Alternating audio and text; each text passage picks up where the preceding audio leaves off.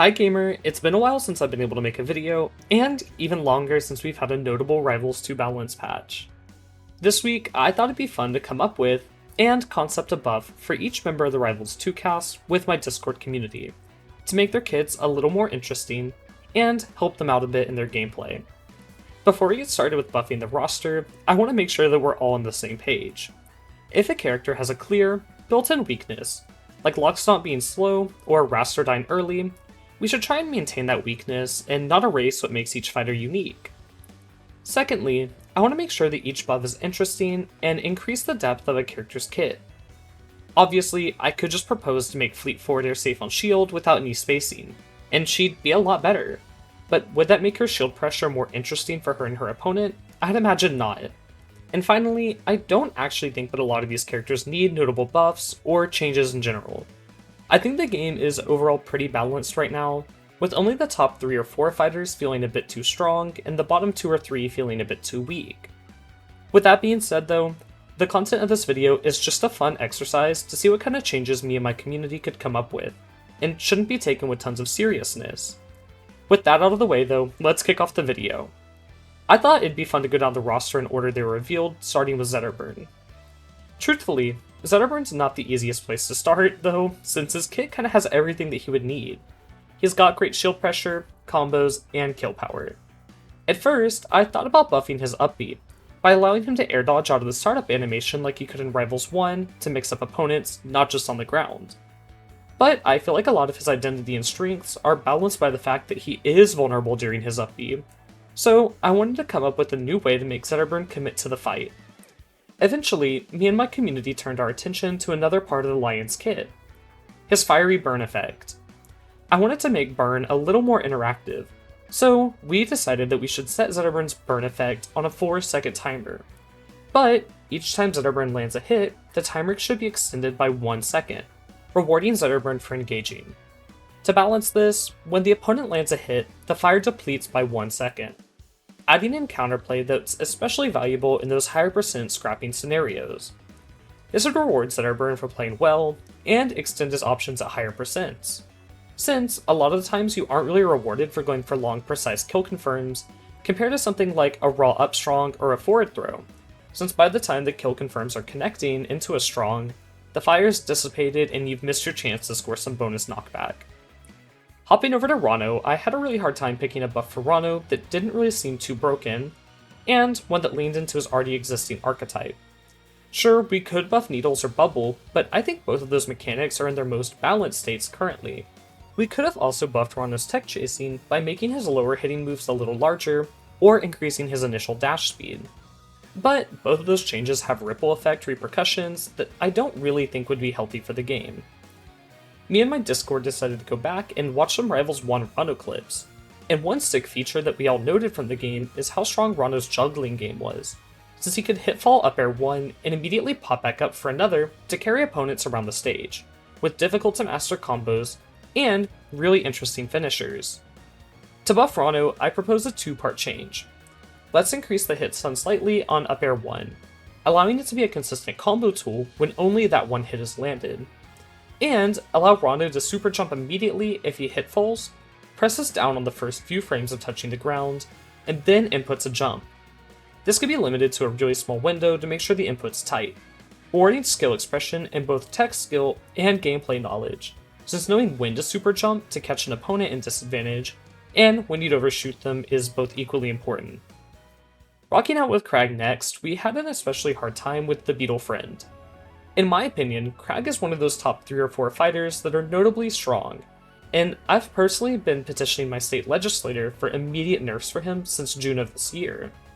However, to play fair and keep the theme of the video going, I think it'd be interesting to allow Kragg to sink his pillar a little faster when holding down on it. This would allow Kragg to mix up where he's at in the air while recovering, to dodge opponents' moves, or allow him to reposition for a deep edge guard, while also adding a level of risk to this new ability. This buff isn't as notably strong as the others on this list, but I feel like Kragg's advantage is already explosive enough, so I was a little scared to add any changes there, and I think giving him a bit more depth to his already interesting recovery is kind of a good fit. Wrastor swoops in next, and truthfully, our feathered friend is not in the best place currently. since even though his combos do tons of damage and he has tons of player expression, his survivability holds him back a hair. Looking at Wrastor's kit, however, survivability isn't the only part of his kit that holds him back. For starters, his neutral B, the Tornado, isn't really useful in combos or neutral ever. It would never really kill off the top until Absurd presents, and it's completely unsafe even in the safest spots. Wrastor's recovery is also easy to poke at since neither Up B or Tornado snaps a ledge, compounding on his survivability issues. To keep true to Wrastor's aggressive playstyle and deep combo options, a community member suggested letting Wrastor jump cancel Tornado on hit. This would allow Tornado to have some value offensively, and be a really weird neutral mix-up as well. It would reward Wrastor for taking a more aggressive recovery route and winning the offstage fight, and it would add completely new combo routes, kill confirms, and tons of depth to a move that truthfully doesn't really have a purpose at all right now. Really quickly though, before we move on to the next fighter, I do want to remind you to use code LASTSUCK in the Rivals 2 shop. It allows me to keep making content like this and run free weekly online brackets on my Discord. Thanks so much for all the love and support, and let's keep it moving with Maypul. Just like Kragg, Maypul kinda has everything she could ever really dream of. Looking at her kit, there's tons of kill confirms, lots of combos, incredible frame data, she's got a fast speed, a small hurt box, really well-sized moves, and good zoning capabilities. However, the only part of her kit that we found to be a bit lacking was her ledge special Terry. I think this is the most boring buff so far on the list, but I'd let Terry stay out a few seconds longer. From my experience, tethering to Terry is good, but rarely does it actually come up in a real game, since he's not sticking around too long if he's even put out once per game to begin with. By allowing him to stick around for longer, you provide Maypul with a new recovery mix-up, while still providing the same counterplay that she's always had when tethering, since she's normally vulnerable at the in lag of that move. Fleet floats into our list next with some interesting changes. When we looked at her kit, I really appreciated how unique it was within Ether. She's kind of a sortie because of her disjoint, kind of a zoner with her larger poking tools, but also not at the same time since she's not really fully rewarded for taking tons of space. I wanted to add a little more depth and flesh out this part of her kit by allowing both side B and down B to be cancelled by holding shield when using the move, in return for them being a few frames faster in their in lag. This would mean that no Tornado would follow the initial arrow, and Fleet's backflip wouldn't shoot an arrow either, giving the player more choices to control Fleet's kit.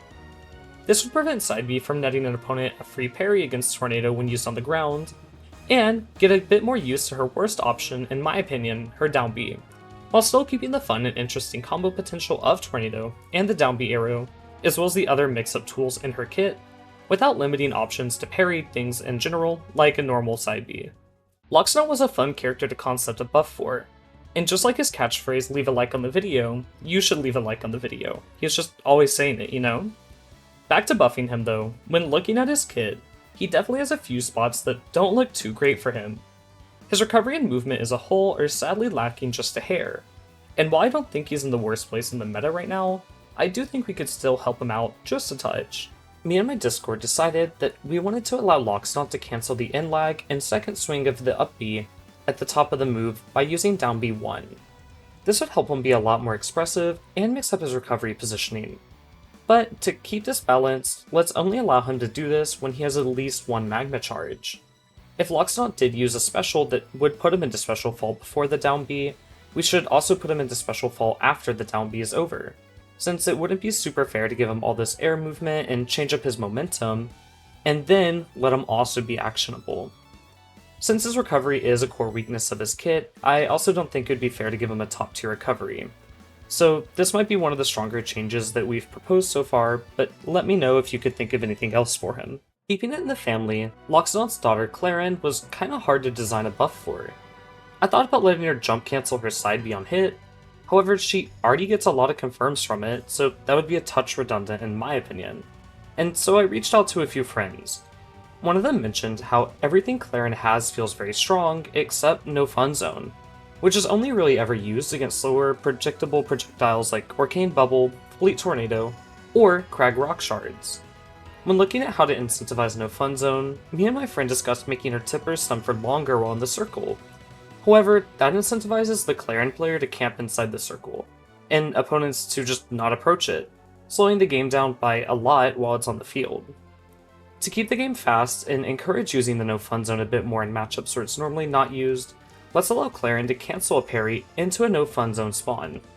This would remove opponent's parry stun and Clairen's invincibility, but allow her to land and use the offensive properties of her counter if she chose to use it over something like a grab or a strong out of parry. Truthfully, I couldn't really think of a lot more changes that would add notable depth and be thematically appropriate for Clairen while not breaking her or making her more frustrating to fight, which is a problem you hear about all too often even in her current state. So I'm interested to hear if y'all like this one or don't rock with it as much. My baby boy Orcane is up next, and Orcane was also hard to design for, but for the opposite reasons of Clairen. Orcane had a lot of big buffs and big nerfs over the history of Rivals 2's patch notes, and in multiple noteboard videos we've gone over lots of player feedback about how to balance or add more things to his kit to make him a touch more unique or interesting. The common problems and weaknesses that I see identified in Orcane's kit are that he has less explosive combos than some of the other casts like Maypul, Wrastor, or Zetterburn. And his side B is not really ever useful on stage, even whenever it's empowered by a puddle. To the first point, I don't really mind his combos being a touch shorter, since he has really absurd kill power with tools like the empowered forward throw and back air, and his deep ledge guarding is so lethal that I don't really need to buff his combos for him to still be strong offensively. Instead, we turned our attention to side B. I've seen a few people suggest giving Orcane Bouncing Fish instead of his little teleport like Sheik from Smash Bros, allowing him to make up for his lack of a real forward air and give him a hitbox in front of him, even in the air. But I wanted to stay thematically within Orcane's specials. To do this, I propose allowing Orcane to spawn bubbles along the path of his side B, pulling opponents to the last hit of the side B. To pull this off, we'd need to speed up side B's startup time just a hair, while increasing the amount of time that Orcane stays in transit without increasing the distance. He can still be vulnerable during this time, and we can increase the end lag too when the bubbles or final hit don't find an opponent to hit, to make sure it's still super easy to punish when used in neutral or on shield without a lot of thought. This would keep the annoying aspect of the bubbles in check while still rewarding Orcane with a combo for a successful hit. Since I'm so kind today, we can also allow the empowered version of this move to spawn more bubbles and maintain its high knockback for the final hit, while also extending the move's end lag a little bit on whiff, keeping Orcane honest and giving more use to a move that just doesn't really have any use at all right now. Forsburn fans the flames next, and while there's a lot of ways I could have buffed Forsburn, I think I landed on one of the more practical buffs that this list could provide, and a change that I think would be really healthy for his kit and the game as a whole. As we know in Rivals 1, the camera was a lot more stagnant, with it showing most of the stage and being pretty zoomed out due to the simpler, easier to read art direction. This meant that Forsburn could hide in his smoke in a variety of places without it really being given away compared to the Rivals 2 camera, where the camera panning follows Forsburn a bit too closely and gives a few hints at where he might be within the smoke. To fix this, I want to give Forsburn 2 quality of life buffs for his smoke. First, I'd make each smoke unit just a little smaller, but spawn more smoke over time to compensate. This would make it a lot harder to clear large chunks of smoke all at once and in one move, and reward Forsburn for using this tool. In Rivals 1, it felt like I was having to pick between taking a big swing to attack at Forsburn who was hidden away in the smoke, or safely clearing smoke with poke tools. So this change is to try and replicate that and add more offensive and defensive options to play around smoke. For our second change, I think the camera should slowly pan to cover all connected smokes that Forsburn could potentially be in. This means that if Forsburn is in a set of smoke made up of 5 smoke units, the camera would zoom out and show all of those smoke units. But if Forsburn was in a single smoke unit, the camera wouldn't necessarily zoom out to show all the smoke on stage. This would keep the camera consistent throughout fights and not cause any jarring zoom outs due to a single smoke across the map, but would also give a bit more fairness to the Forsburn player for properly using their mix-up tools. With Forsburn out of the way, we move on to our DLC fighters. Etalus is up first, and truthfully, he's been really hard to figure out how to buff. I thought of a few ways to make his advantage better by letting him spend his ice armor to cancel certain moves, but his advantage is already incredibly strong. Instead, I have 2 small buffs that I want to give our bear friend. First, I think moves should do slightly more damage to shields when the opponent has a frozen shield effect applied. I think a 1.1 or 1.2 multiplier would be pretty safe, and anything more would probably be a bit too strong.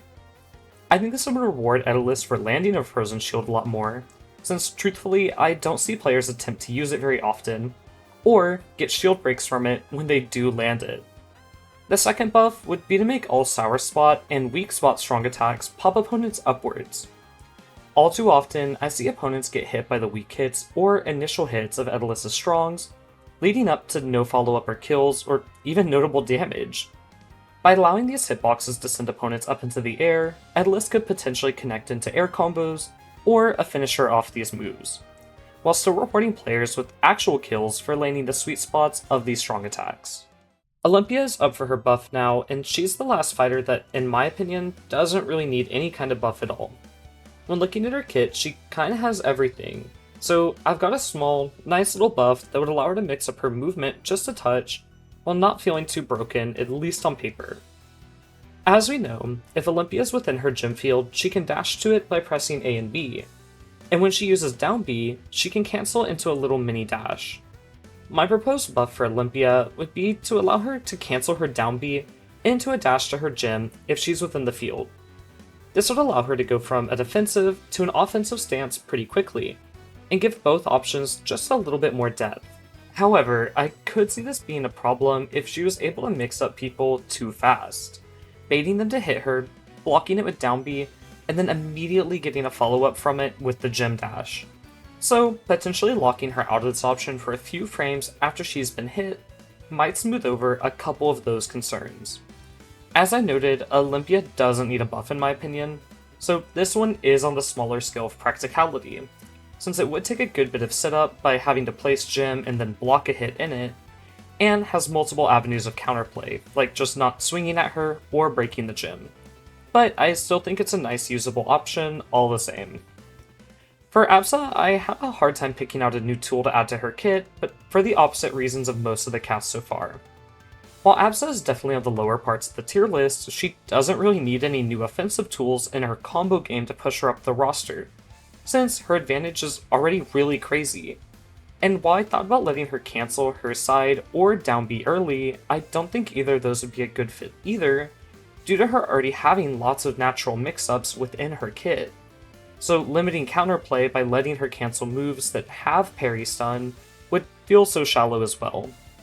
Instead, I'm simply proposing to increase her weight slightly to give her a little bit more survivability. Obviously, Absa should stay on the lighter end of the cast, but the combo of her lightweight and floatiness makes her one of the easiest characters to kill. On top of that, I wouldn't be against shrinking her model and her box ever so slightly as well, so that she can lean into being light a little bit more. In my opinion, characters like Maypul are hard to hit, but they have that balanced out by being really light, and leading to more reward for those hits. Whereas Absa doesn't necessarily have the speed or small hurt box to kind of balance out that factor. Our last fighter is Galvan. I talked with my community a good bit about him, and we decided that his grounded down B just needed a bit of love to feel like a more fully fleshed out move. We decided that when galvanized, this move should come out a little faster and hit a good bit higher, allowing Galvan to use it as an anti-air of sorts. On top of that, I think that Galvan should be able to hold shield while using a move to not place a drill. This would allow Galvan to use strongs and down air without needing to burn his galvanization charge. And while this seems the most strong with down air in particular, I think it's pretty fair considering that Galvan is one of our weaker characters as of right now. Truthfully, as time goes on, however, I do expect to see Galvan move up the ranks as we see more and more players get used to him. So these buffs could end up being a bit too much, and if you're watching in 2026, let me know if I was right on that. To wrap us up, I made a quick tier list ranking each of the buffs that me and my community came up with, based on how solid each idea felt. We kinda had the idea that some of these buffs were shaky, and others are just not really necessary additions, since the characters that were being given the buffs are either already too strong, or the presented buff wouldn't necessarily be a great idea with their current balance. Some of these buffs, as well, all sound good on paper, but could be too strong or need small tweaks based on how they actually perform in-game, so we made a tier to acknowledge that as well, alongside the buffs I'd actually like to see. Thanks tons as always for watching today's video up until the end. And before you click off, feel free to let me know what kind of content you'd like to see in the channel in 2026, and I can't wait to see you all there. Until then, bye for now.